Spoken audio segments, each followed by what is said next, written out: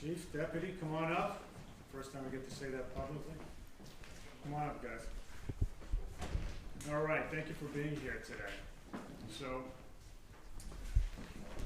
as you've heard me say before, the first business of municipal government is public safety. We can't possibly get anything else right, whether it's job creation, school improvement, neighborhood quality, right? Any of those things right.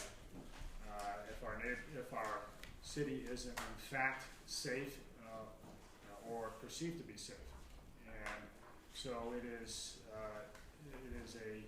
the job of keeping our city safe falls primarily on, though not exclusively, on our police department. So our police department's got to work really well, and luckily here in New Bedford for some period of time, our department has worked very well. Again, you've heard me say this before. The former federal prosecutor that worked with police departments all around the United States, law enforcement agencies at every level. I can tell a good department from a bad one. And in federal law enforcement circles, the New Bedford Police Department historically stood out as a terrific department. And it's because of the high standards of professionalism and really good leadership. And that's what we had here my first 4 years in office under the leadership of David Preventure. As you all know, Chief Preventure passed away unexpectedly in December, and certainly left a void in the department and in the community. The good news is that his legacy is a significant one. He really built a solid foundation. And our job now is to build on that very solid foundation. The process of selecting the chief was a rigorous one. We went about, I made a determination that the process should be focused internally in the department, in the ranks of the existing mid-level and senior management in the department, because I felt very strongly that although we do very comprehensive searches usually for department heads, the police department's a little bit different. Effective policing, especially these days, requires a knowledge and familiarity and a sensitivity of and about the community that makes it different from other lines of work. And effective police chiefs are not only those who are technically skilled, but also ones that have a feel for the community, have a feel for how their efforts play out in the most intimate ways in neighborhoods. And so I believe that we had a deep enough talent pool to select not just a good chief, but a great chief from. And that process has worked. And I want to thank the screening committee that we put into place to make sure that our process worked well. We had a screening committee of a number of individuals each of whom knows New Bedford, but knows New Bedford from different angles, ranging from retired senior leaders in the department to leaders in the community to a retired FBI agent to City Councilor Brian Gomes. And they came up, they did a great job screening candidates and recommended finalists to me. I want to thank Acting Chief David Lazat, who I think is en route. He was at a funeral this morning for a long time employee, beloved employee of the police department, and he is on his way. But I don't want to delay in really emphasizing my gratitude about the work that he's done under very difficult circumstances in the last few months to keep everything going in the department. It has not been easy. He has pulled it off, and I have a lot of confidence that he could do it, and he's done it very well. So as I said, the process in selecting someone who has the potential to be an excellent chief has worked very well. And I'm pleased to announce today that the person that is going to lead this department into the future is none other than Captain Joseph Cordeiro, who has been in charge of Division 1, the downtown station, for the last several years. He's a 30-year member of the department, although actually I looked at your resume, Joe. I think it's 30 years in a couple of weeks, right? Yeah, so it's close to just about 30 years. But Joe has demonstrated effective leadership up and down the department over many, many years, and in a variety of capacities. He's been in charge of just about everything in the department at some point in time, as a downtown division commander, as commander of things ranging from animal control to traffic to narcotics to organized crime and everything in between. He's done it. He has a breadth and depth of experience that set him up very well to be to have the knowledge base and the technical base to be a good chief. He's managed large events that we're all familiar with. The Charles W. Morgan visit went off without a hitch. That's not easy. He was able to do that very well as the last 9 New Bedford half marathons with organizing and managing a contingent of 120 officers. Really tough stuff to pull off, and from where I sit as mayor, it's great to know that I could just we, the department, I, the mayor, could hand him a task like that, and it would happen without incident, without a worry, without anybody doing anything but having fun. Joe has managed budgets. He knows how to run investigations. He's a graduate of the Senior Management Institute, which is a police officer training institute that not everybody gets to go to. It's actually very effective. It's a very effective training ground for future police chiefs, and it's something that has become sort of a rite of passage for police chiefs nationally. Joe's been extraordinarily effective in ways beyond his technical acumen, though. He has developed relationships throughout the community, both within the department, outside the department, in other law enforcement circles, but as someone who has really been able to do both the hard stuff in the job, the technical stuff, developing his skills, but also in developing relationships. Both have to be there in order to be an effective chief. He's done it. He's ready. Joe was born and bred in New Bedford. He's a graduate of Western New England College, has both a master's and a bachelor's degree from there, and he is a graduate of Holy Family, the cult of Holy Family High School. They're thick as thieves, that all of them speak as the son of 2 Holy Family graduates. It's only they are like one big family. There are other things at a higher level that have always impressed me about Joe. So one is Joe's command presence. Joe's squared away. And when military speak, Joe is squared away. He is task-oriented, and he gets stuff done.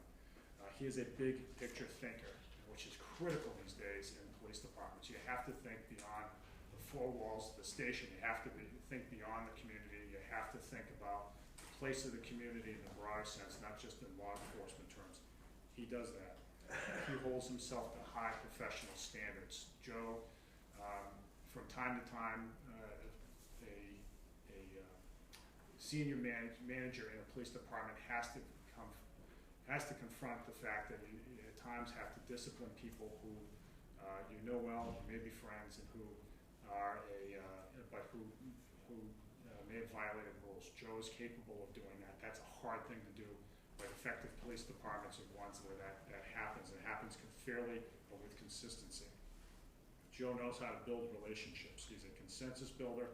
He knows that police departments are only effective if their work engenders trust in the community. It is at the bottom of their work these days, especially given that where police departments are in the United States, not here but elsewhere, where there is endemic distrust, where police officers are being second-guessed for a variety of reasons. Places where violence has erupted both as a result of police action as well as inaction. It hasn't happened here because there is trust in the community, and this is Joe's forte.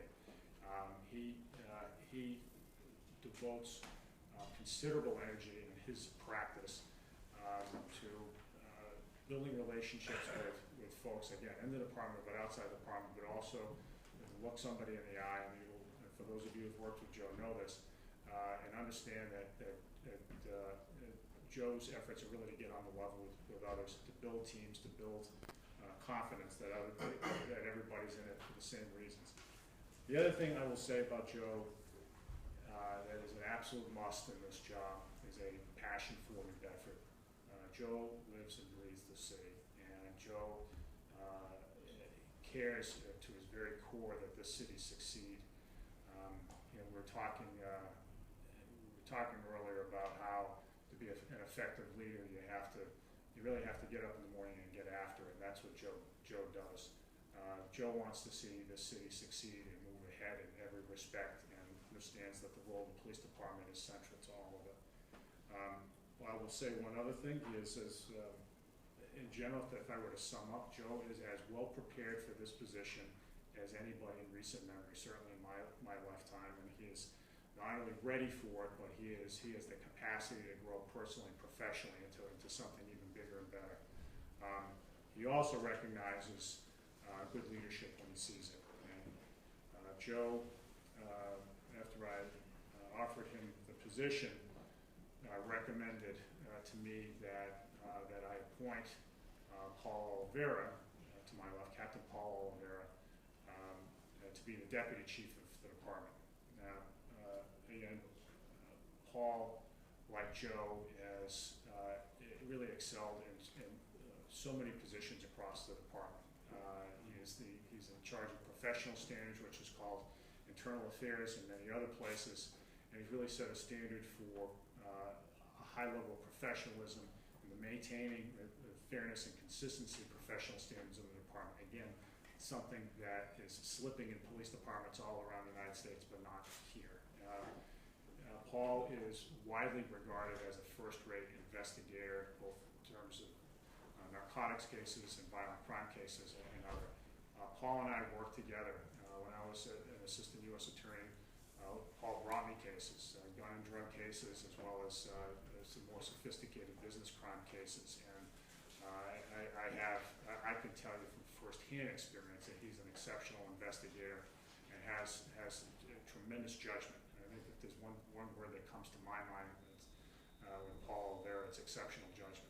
Really great judgment that will be a great complement to all the tools that Chief Cordeiro has. So we have in New Bedford a very strong foundation in place, and I've gotten the great support of lots of folks in the community. Hank Turgeon, the head of the police union, is here. I want to thank Hank for all of his support during the police chief search. I want to recognize the support of the City Council as well. City Council President Linda Morad is here. Ward 4 Councilor Dana Ribeiro, Councilor at Large Ian Abreu, Ward 5 Councilor Kerry Winterson, and Ward 1 Councilor Jim Oliveira. Thank you all for your support for being here today. Fire Chief Michael Gomes as well.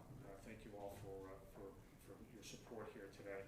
I get now to introduce somebody that I think will make a very good department into one of the best departments in the United States. And I'm really excited about the work ahead. The work ahead for him and his team is weighty. It is complicated, but he's up to the task. So for the first time, I'd like to introduce to the public Chief Joe Cordeiro.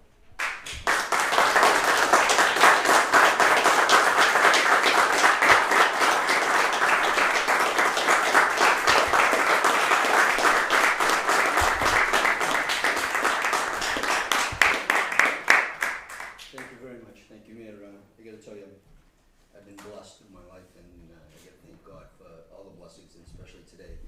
But I first want to start out thanking Mayor Mitchell for an incredible opportunity here. I know some challenges ahead, but I look forward to them. And I agree when he says that this is the best police department, not only in the area, but probably nationally. We have some of the best people, and I feel the responsibility that comes with this. And I'm ready for it, and I do not take it lightly. I accept it, and I promise to you, Mayor, and the community, and my fellow brother and sister officers that I will use all the skills that I've honed over the last 30 years and experiences to to ensure our department continues to move forward. It's a great department, and keep our community safe as we progress through. I just wrote myself a few notes because I may be a little long-winded. It's been an incredible process. It's been a humbling process for me. The amount of support that I've been personally receiving out there has just been overwhelming. My family, my friends, members of the community, merchants, community leaders, the city councilors, Councilor Moran, Barrow, Vera, Winterson, and the other councilors are not here today. Their support, some have given letters, and I see you in the streets, your words, and it's been overwhelming. And to have a successful police department, you need support. You need support from your community, your government leaders, the mayor, the city councilors. So we already have a recipe for success. So I ask the community as we go forward to please continue that support for myself, Deputy Chief Oliveira, and my fellow brothers and sisters on the police department, because we're going to need that support. And if we're going to continue to move the city forward and keep it safe, it's going to require that. Friday was a very significant date for me and my family. It was 50 years ago that my parents, my sister, my brother moved here from small island, the Azores, St. Michael.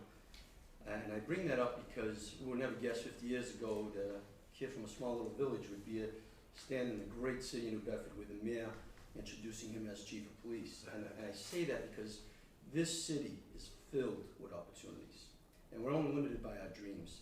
And this city's been so good to me and my family.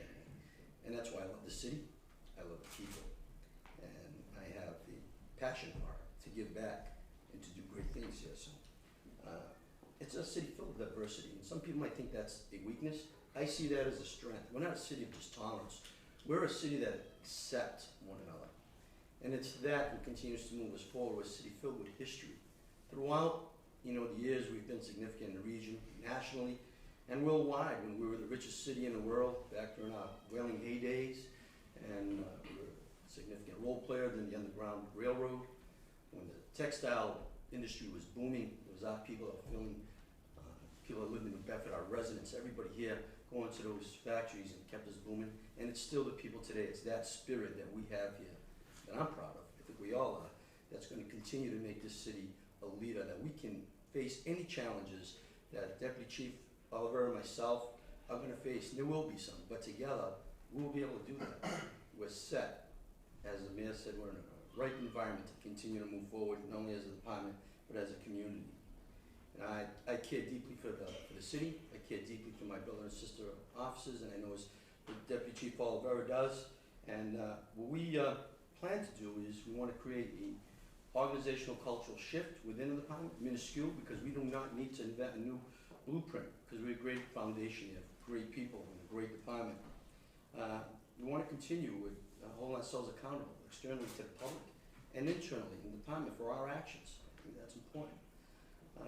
We want to continue to focus on building the relationships and be responsive to the public's needs as well as the needs of our staff internally. And I want to tell you that it's important. Education and training for us is important, not only internally but externally as well. It's important that we educate and communicate to the public what we're doing and why we're doing, that we continue to operate in a blanket of transparency. That's the only way our relationships can continue to grow, so that we can ensure our community stays safe, strong, and secure in our streets, our homes, our schools, that we keep the people that are most important to us, our family, our friends, our children, safe and secure as we move along. One thing that we do plan on doing, both the deputy and I, is to continue to foster and grow the community policing philosophy throughout the entire department. These are not just words. It's going to start with both of us, and it's going to trickle down through our command staff and our rank structure and our police officers with boots hitting the streets. So when they're out there doing proactive patrol, we don't want them just focusing on crime. We want them to own those neighborhoods, whether it's a quality of life issue, and act as a conduit, if you will, in calling other city departments or agencies to try to rectify the problem. So our neighborhoods are not only safe, but they look good, and they feel good to go home, and everybody's happy and proud to be there. When we all take that ownership, from the chief on down, and I think we start to make more progress. We'll continue to grow in the right direction.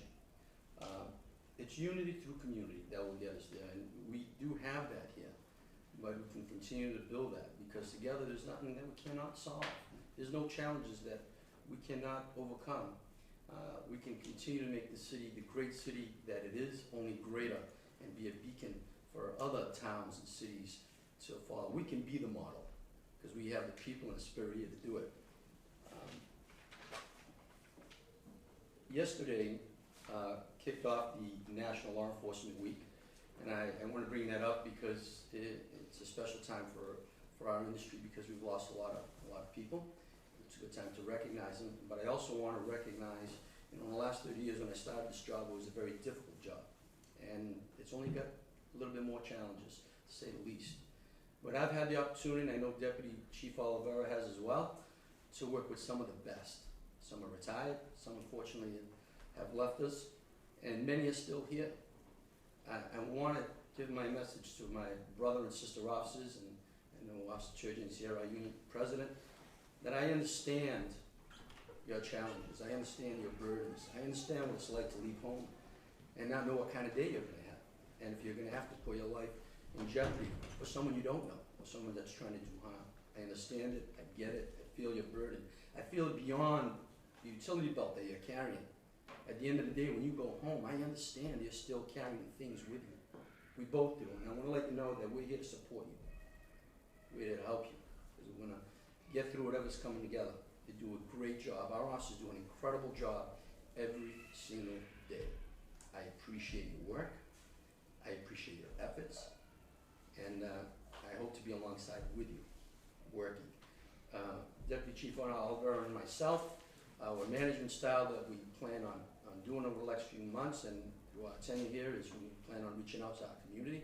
We want to meet as many people in our community as we can, from residents, citizens, community leaders. We want to be inclusive. We want to hear what your concerns are. We want to hear what your ideas are, because sometimes the best ideas don't come from inside. They can come from outside. And we plan on doing the same thing internally. We plan on having as many discussions as we can with our command staff, our rank structure, and the police officers, where the boots are hitting the road, the rubber meets the road, so to speak. We want to know what your concerns are, what suggestions you have. We're going to be an inclusive management model and leadership style, not exclusive. There's no sense in doing that. We're not going to be able to move forward if we're not doing it together. You know, when you drive through the city, we have 3 uniformed police stations, and we have 1 at headquarters, and you'll see the police sign there. And I want to tell you, that's our home. That's where our family is. And that's where we spend most of our time away from home. But I want to extend that to you, because that is as much as our home as it is your home. I want you to feel welcome coming into the police station. Because at the end of the day, and as we continue to evolve and proceed, I would like to see a community where the community looks at the police department and looks at the officers. Those are members of the community, not as police officers. And the officers look at the community and see themselves as members of the community. The only difference that will be certainly visible is our uniforms. Because when we get to that point, then it's us. It's us working together. Your problems are our problems, and our problems are your problems. You know, our police officers, like I said, they do a great job, and I just want to add a last little bit here. I know I'm going a little long-winded, and I apologize for that, but it gets lost in transition that we are human beings. Our officers, we wear this uniform and get up and go to work, and at the end of the day, we're moms, we're dads, we're brothers, we're sisters, we're aunts, we're uncles, we're coaches, we're all that. And we have our own personal challenges, sometimes at home or whatever it may be. I just ask you to recognize that we are human beings, and we do make mistakes sometimes. But when you see us out there standing on the road or having a cup of coffee, I know I've appreciated it, and I know our officers would appreciate it. And words of support are very much welcome. And I think it goes a long way for us to see each other as each other. So the last piece I'd just like to close up real quickly is, you know, I do look forward to working closely with Deputy Chief Paul Oliveira. I see us as partnership, as a team, working with a larger team, internally and externally. I work forward to working with Mayor Mitchell and, you know, his staff, government leaders within the City Council. I support you. I really appreciate all your support, and I look forward to working with you. And I know both of us are looking forward to getting sworn in, rolling up our sleeves, and getting to work and getting to the business that needs to get done. and that's to continue to keep our city safe and secure and peaceful. So thank you very much. Hope that wasn't too long-winded. Perfect. Thank you.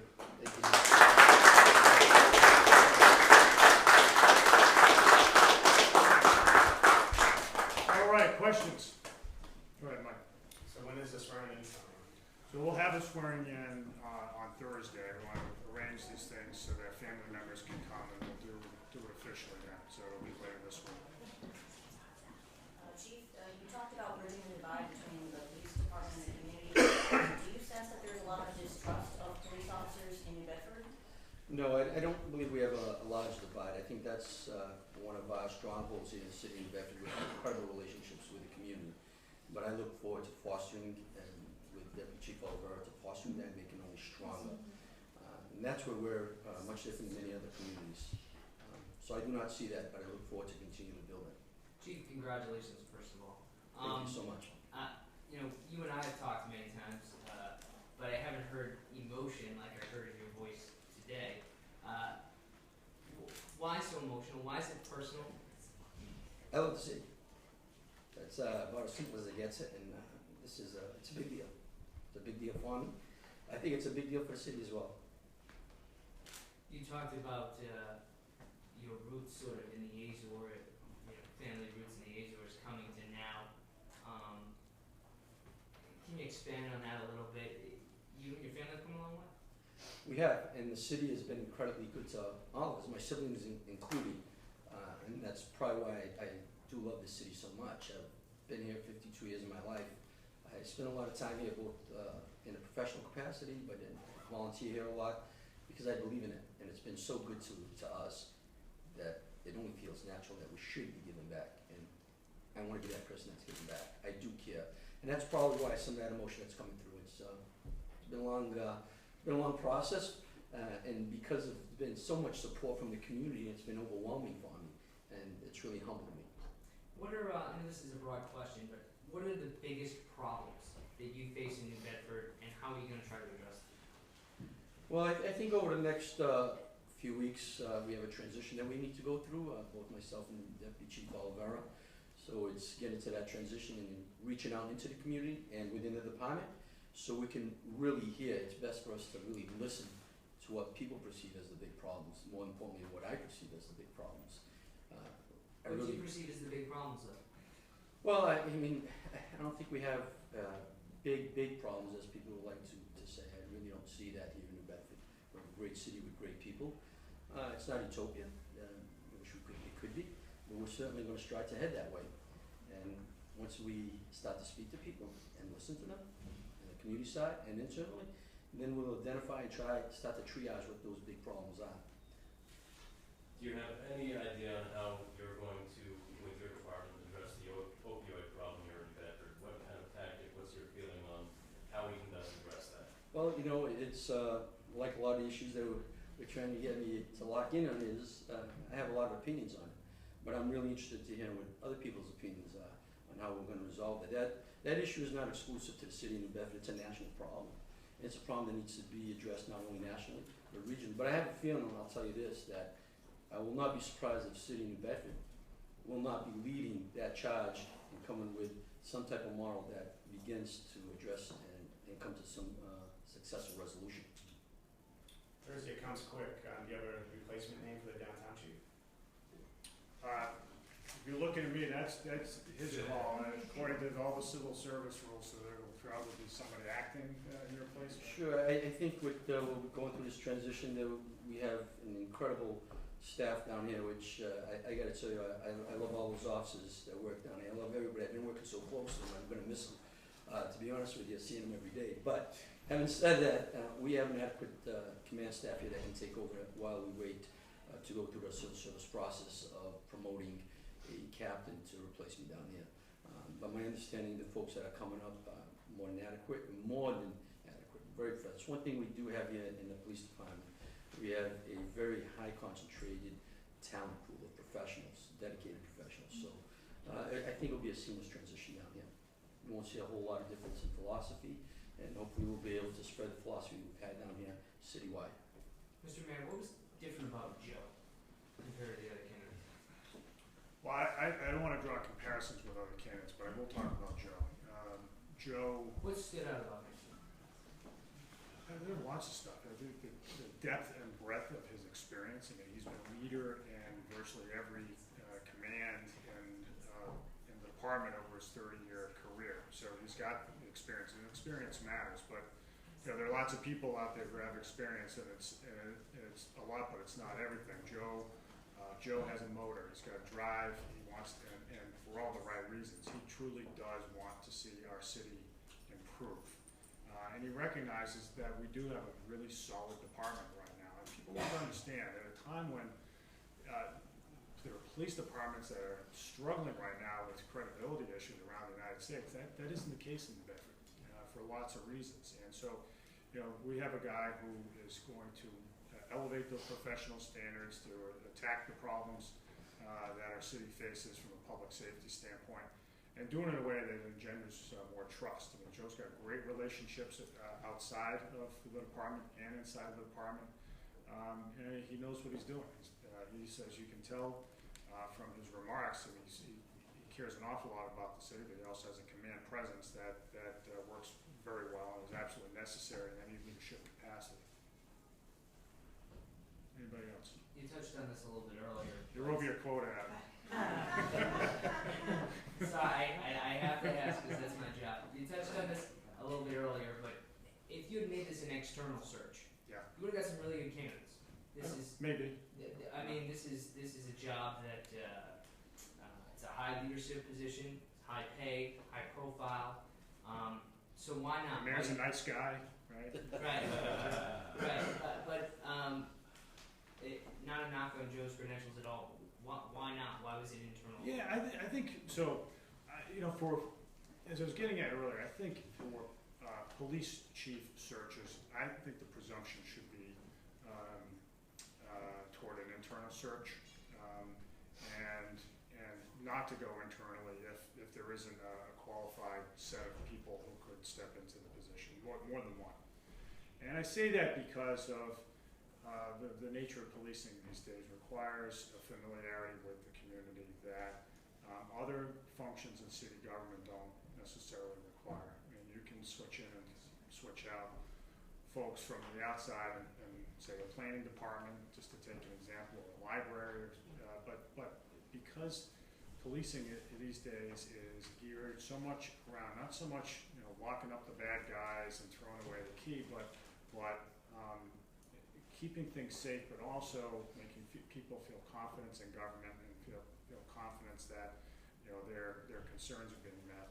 That it requires that sort of the level of nuance that can only come with experience in the community. Go ahead, Mike. I wonder if Chief Cordeiro could comment on the late Chief David prevention, what you took from his leadership style and how that might affect your actions and your role as chief. Absolutely, I think the mayor spoke to this as well. He positioned the department in a very good position. Otherwise, this would be much more difficult. So he set us up to be in a good spot. So there's some big shoes there to fill for sure. But I think if I had to comment on just one, was his ability to just really listen. To listen to folks and listen what they have to say before, you know, he would come to a decision in terms of changing a philosophy or a tactic or a strategy. So if I had to narrow on one, and there's many, as everyone here knows, he was here for a long time, some big shoes, but if I had to name one that I would absolutely like to adopt was, and I intend to, is the ability just to listen to people, what they have to say, and digest it, and then make a decision. Anyone else? All right, thank you very much, everybody.